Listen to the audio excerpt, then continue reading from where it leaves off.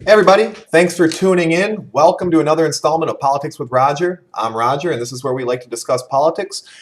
In this show, we give you a weekly summary of the news and the news narratives.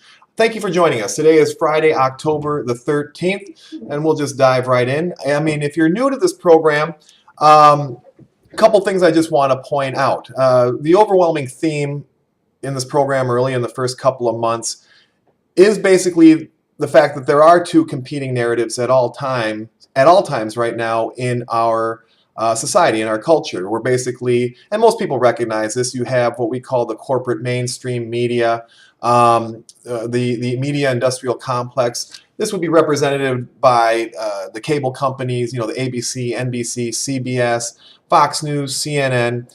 These are considered the corporate media players, the media industrial complex, and usually, and by the way, this would also include a lot of popular culture, Comedy Central, MTV when it actually had influence, the movie industry, Hollywood, and many other outlets like that. Generally make up what we call the mainstream media, and the mainstream media will typically have its own narrative. And what we've been seeing, and we've been actually seeing this over a couple of years, and this is even really the reason why this show was created. We have seen, particularly since 2014, the rise of independent media. As corporate media has lost their credibility and their authority and influence, independent media has their influence, the influence and the authority of independent media keeps rising. And this show was created to help filter out good information from bad information, whether it's coming from the mainstream media or whether it's coming from independent media. We are here seeking the truth and trying to analyze the news and get to the truth. So if you're new to this show, that's what this show is about. Obviously, I am an independent media personality, and I'm an independent journalist. So that's the perspective I'm coming from. Obviously, I'm not represented by, or am I representing NBC, ABC, CBS, Fox News, CNN, MTV, any of these people. So that's the gist of the show, and we cover these competing narratives. So diving into this week for October 13th. One thing I'd like to start the week off by identifying whether or not it was a narrative-driven week or an event-driven week. And just to review for people, again, who are new, a narrative-driven week is a week where there isn't really one dominating story in the news cycle, and so narratives become the dominating theme, or basically you'll see a bunch of different stories about a bunch of different topics, and there isn't just one event that really ties the news cycle narrative together. That's a narrative-driven news cycle. Now, an event-driven news cycle is simply a news cycle that is driven by some kind of event.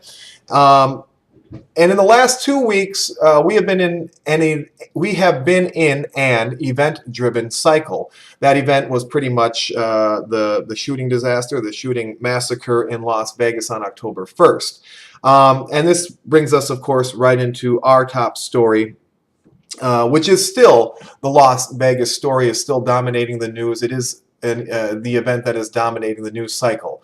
And the big news, and we ended up last week talking about this, and I said the big news at the end of last week was that there was no story at the end of last week from the FBI, no official narrative. And the reason was because they told us the day of the shooting, or the day after the shooting, in the news that number one, the shooter acted alone, that the shooter committed suicide, and this was the shooter at the time was identified as Stephen Paddock, that Mr. Paddock had checked into the Mandalay Bay on September 28th, and that there was no ISIS connection. Again, acting alone would imply no ISIS connection with Stephen Paddock. And this is what our mainstream media, this is what the FBI tried to tell us on October 1st, Monday. By last Friday, October 6th, very few people, it seemed like, in America believed the mainstream media narrative or the FBI. And by the end of last week, what was confirmed, or what I was willing to confirm at the end of last week, was one, Steve Paddock did not act alone, or he was not alone the entire time he was at the Mandalay Bay. We were able to confirm that Stephen Paddock didn't check into Mandalay Bay on September 28th. It's looking like he checked in on September 25th. It's the 25th or 26th, definitely not the 28th, and he definitely checked in sooner, not later. That has been confirmed. And then what's breaking this week, and it's really getting out there now, is that there was definitely more than one shooter. And I'm willing to confirm and verify that on this program, we are verifying that there was more than one shooter in the Las Vegas massacre. You see stories about multiple arrests. You see a lot of stories about witnesses being suppressed. And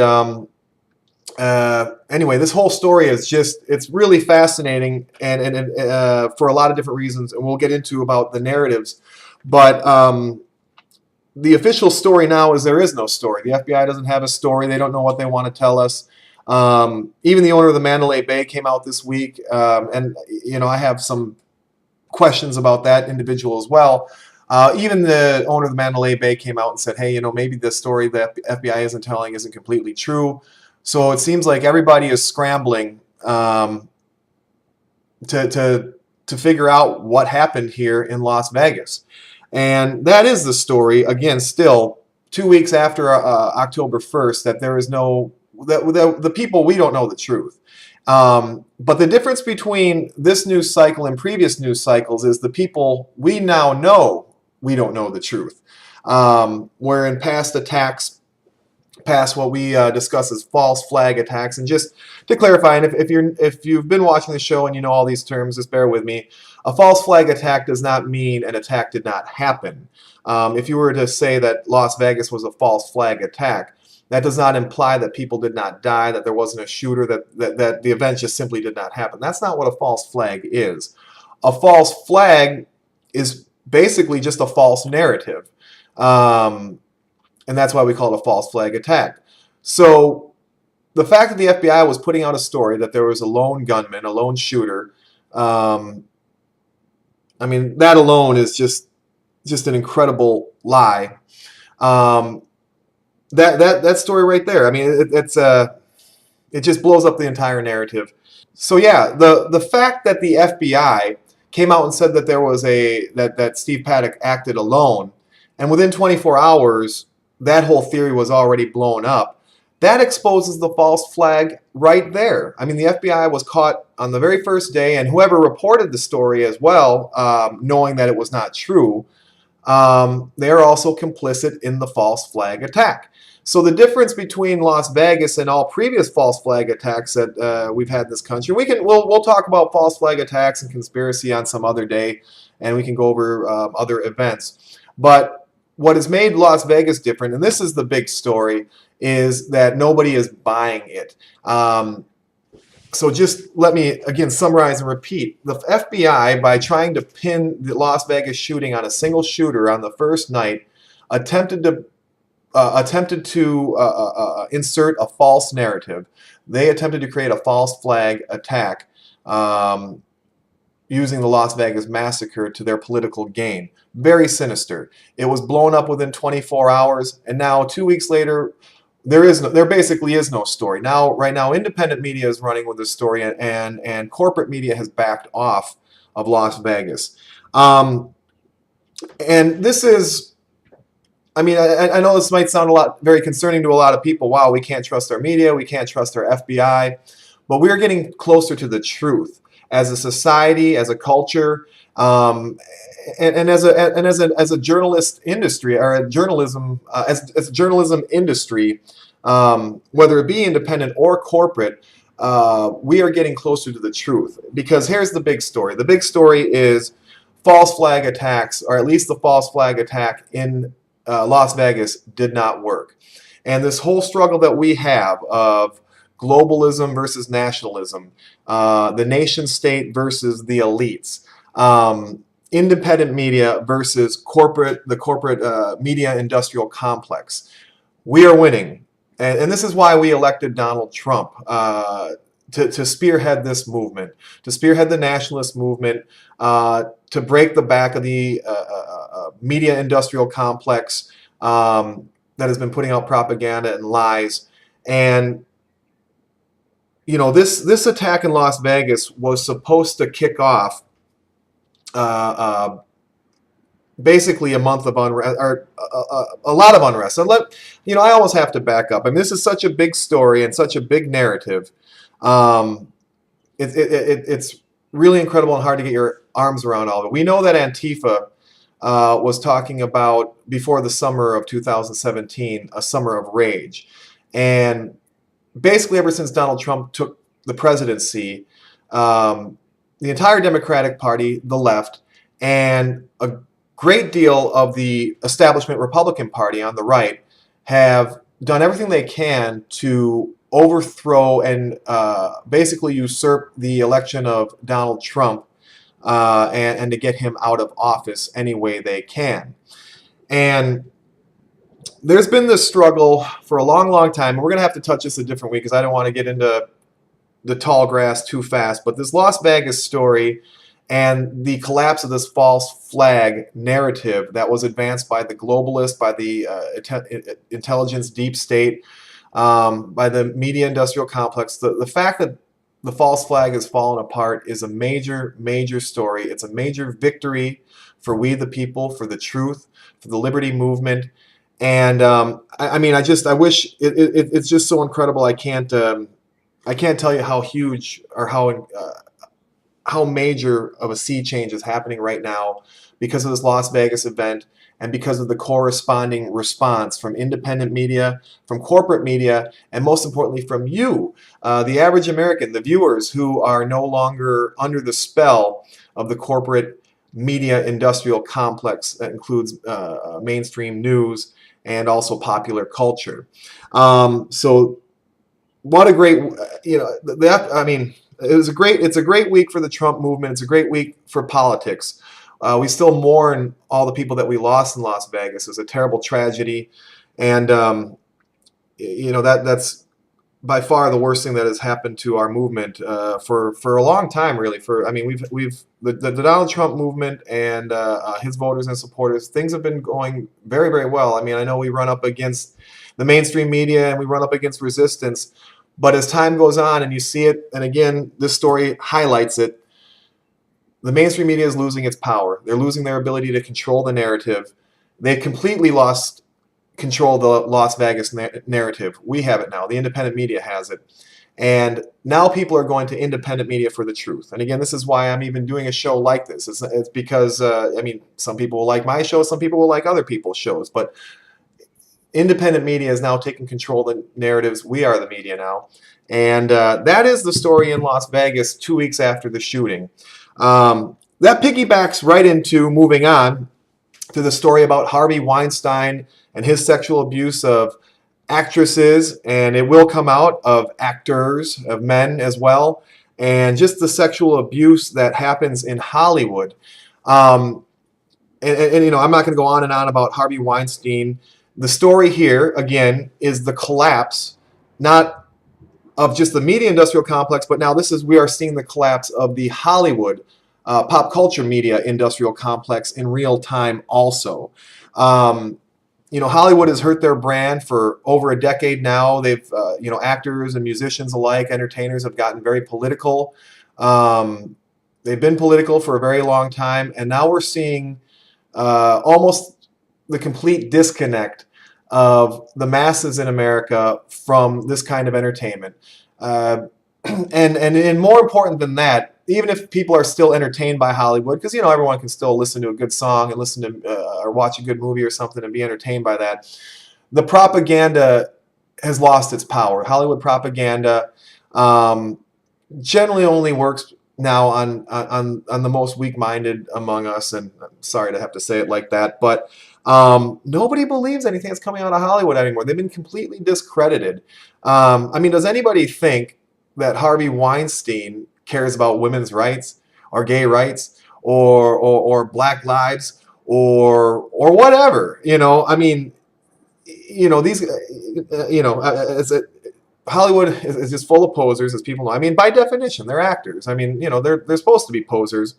But the thing is people have now figured out that what Hollywood says isn't even close to the same thing that they do. Harvey Weinstein isn't just exposing the sexual abuse, it's exposing the hypocrisy of everybody in Hollywood. You see all these big names, again, that are always virtue signaling, always telling you how they care about this group or that group. They've defended Harvey Weinstein in the past. They knew what was going on. They never spoke out against any of the well-known practices in Hollywood, and the hypocrisy is being exposed. The sexual abuse is being exposed on the casting couch, and you're going to see now the next shoe to drop. And this is why you see everybody running. This is why you see all the globalist operatives, and I mean that. And I mean that in reference to the celebrities too. The celebrity globalist operatives running for cover, the Matt Damons, the Ben Afflecks, the Quentin Tarantinos, everybody that's worked with Harvey Weinstein, everyone that's been virtue signaling for 10, 15 years about how they care about women, how they care about gay people, how they care about this, how they care about that. It's all being exposed as a big lie. And a lot of us already knew it was a lie, but now everybody is starting to understand just what a big lie it is. Hollywood is collapsing, falling apart. The mainstream media is falling apart. We are having victory after victory in the Trump movement, the libertarian movement, the truth movement, the America First movement. And these are the two stories in this events-driven week that are really driving the narrative and underscoring the narrative. We are having victories, guys. So I would encourage you to keep supporting independent media. I would continue to be encourage you to be very cynical of mainstream media news outlets and their narratives. And I would ask everyone to support the president, because we're trying to make America great. And the people, the establishment Republicans, the industrial media complex, the industrial military complex, and both Republican and Democrat Party, everyone threw everything they could to try to slow Trump down. But what Donald Trump is doing is he is gaining control of our government and even our media institutions. He's giving control of these institutions back to we the people. And that's why we elected him. Things are going great in the Trump movement. So sorry for the people that died at Las Vegas, because I wish we could celebrate more. But politically, things are going very, very well. So moving on to some domestic issues now. Donald Trump this week, there are 3 issues, and we'll probably talk about these a lot more next week, because this kind of came out late in the week. We're working on tax cuts in Congress. We're working on the president came out and will sign an executive order that will modify Obamacare, the health care bill. And what is going to happen here is it looks like people will be allowed to buy insurance across state lines. This is something that Republicans have been talking about for over 10 years now, about reforming health care. Rand Paul came out and supported the president. So I think, actually, if you want to just talk about politics and strategy, I think Rand Paul and the president got together very early in this process and figured out what they wanted together. And I think the president allowed Congress and the Senate to fumble and bungle the Obamacare bill or whatever. I think Trump was waiting to play this card the whole time. He was waiting to see if our Congress and Senate our House of Representatives, our Congress could come up with a good bill that he could get behind. They did not. So he played his card. He aligned with Rand Paul. And the policy I like. I love the policy of being able to buy insurance over state lines. There was some debate about him using an executive order, but he's using an executive order on top of an executive order. That is, and let me explain it like this. The original Obamacare bill gave the president enormous power to change the bill after the bill had already passed. Basically, the original bill gave the president executive order powers on the subject of health care. So what Trump did was he just used that loophole to change the health care bill. Now, this is unconstitutional, but it was unconstitutional when it was written. We can't write a bill that says we'll give the president future unlimited power if this bill passes. That's not a constitutional thing. So there is a debate there to have, but you got an executive order on top of a of an illegal executive order or an unconstitutional law. The bottom line is we're going to get the policy that we want, which is buying insurance over state lines should drive prices down. It's going to make an immediate impact, and Trump did not have to get it through Congress, and he's got the backing of Ron Paul. So politically, this is going to be a home run. And by the way, I have to tell you, because I make a lot of predictions on this show, I have to remind you, I told you that Trump taking on the NFL was going to be a huge win for Trump and the Trump movement, the Liberty movement, and the Make America Great Again movement, and it is. The NFL owners have capitulated. The commissioners capitulated. The NFL owners are capitulating. Some of the players are still holding out, but if the players continue to hold out, they'll chase the rest of the fans out. The president will win this. And again, this is also part of what we were talking about earlier, a part of the popular culture narrative, the spell that the media industrial complex has on us Americans is dying. The NFL is losing its authority and influence also. And that was a big victory for Trump. I only bring that up because I wanted to let you know what my prediction was. And that prediction was correct. I'm predicting also that this Obamacare bill, or the changes that the president is making in the health care bill, is going to be a huge, huge victory for him. The tax cuts he's pushing, I don't know if it's going to get through Congress because the Republican Congress, the establishment Republicans, are still working against the president in stealth, trying to pretend they're backing him. Characters like John McCain and Paul Ryan, Mitch McConnell. So I don't know if he'll get the tax cuts passed.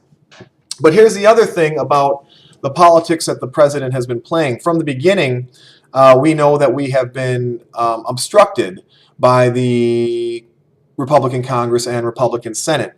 1 year after Trump has taken over, the voters are on the president's side. The voters are aware that it's Congress working against the president, not the president working against Congress, because the president is representing we the people, and we the people are recognizing that. So whether the tax cuts gets through or not, just like the health care bill that was not passed by our Congress, Trump's going to win this political battle one way or another. If Congress fails to pass a bill, they'll be blamed. And they already are blamed. People have already identified Congress as the inept arm of our government right now. So the president's playing a great game, a great political game. He's playing 3D chess, just like we were saying from the beginning. But the agenda is starting to come through. It's been less than a year, and every day you see the president get more and more control of our government. I mean, we're already in a far different place than we were at the beginning of summertime. October 2017 looks far different than June 2017. The president every day gets more authority and influence within our own government and our ability to act. And believe me, even though Harvey Weinstein is not in the government, his demise, or him being thrown out of his position in Hollywood, is evidence that our movement is on the march. The Liberty movement is on the march. The Trump administration is on the march, and we are having victory after victory after victory, and we expect it to get better. Just today, the president came out and had a speech about Iran. Very tough talk. I certainly, personally, I am not in the mood for any war with Iran. I don't think that's where this is going to go. So just to report on the news, though, there's a lot of tough talk from the United States, from the president, about Iran. So it looks like we're going to start focusing on that country. And Obama signed a terrible deal with Iran during his administration. It looks like we're trying to reverse all of that. The rhetoric was very strong, so that's something to keep an eye on. The president came out a little bit stronger than I thought he might, because my personal feeling about Iran and Saudi Arabia is, let's get the United States out of there and let Saudi Arabia and Iran, fight each other, instead of us picking sides in this conflict, or taking one side at one time and another side at another time. But anyway, we'll keep an eye on that for next week. Iran is starting to heat up late in the week. A couple other stories I didn't have time to get to. Terror in Europe. There was two attacks in London, one on Sunday, one on Monday. There was a machete attack on Monday where a person's face was slashed. The taxi attack on Sunday was someone plowed a taxi cab into a group of people. Radical Islamic terror is not going away in Europe. The reason we keep our eye on what's going on in Europe is because if we don't reverse our policies here in the United States, what happens in Europe will soon be happening here. It already is happening here. We didn't get into too much about the chatter about ISIS sleeper cells and a possible connection between Las Vegas and ISIS sleeper cells. But we're going to wait a week before we think about that again because we don't want to alarm people or talk too much. But a lot of speculation, by the way, in Vegas that at this point it might have been an ISIS sleeper cell that was activated. And if the president knows this, if that is the truth and the president knows this, there's a specific reason why he's not telling us. But anyway, this is some of the intrigue that's floating around Las Vegas. We'll find out more next week. I imagine the rest of America will come to the conclusion by next week that there were two shooters. We'll see if the media continues to cover that up. Again, there is no story from the mainstream media or the FBI no longer about Las Vegas. So we'll see coming up. A lot of moving parts, guys. Thank you for tuning in. We'll see you next week. And as always, please feel free to leave a comment if you think I'm way off, if you think I'm right on point. If you just think I'm an idiot, comment, whatever. I don't care. It's good. We'll see you guys later. Thanks for tuning in.